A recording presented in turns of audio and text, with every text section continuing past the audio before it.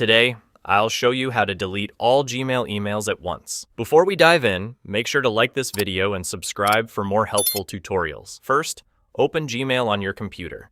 This method doesn't work on the mobile app. Click on the checkbox at the top left to select all emails on the current page. Then click Select All Conversations in Inbox category to select everything. Now, click the trash bin icon at the top to move all emails to the trash. If you still see emails in the same category, repeat the process until everything is deleted. Gmail sometimes doesn't select all emails at once, so you may need to do this multiple times. To permanently delete the emails, click on More in the left sidebar. Select Trash from the menu. Click Select All, then select All Conversations in Trash if the option appears.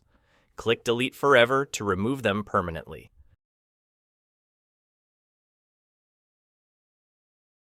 To delete emails from specific categories like promotions, social, or updates, go to each tab, repeat the same steps, and move them to trash.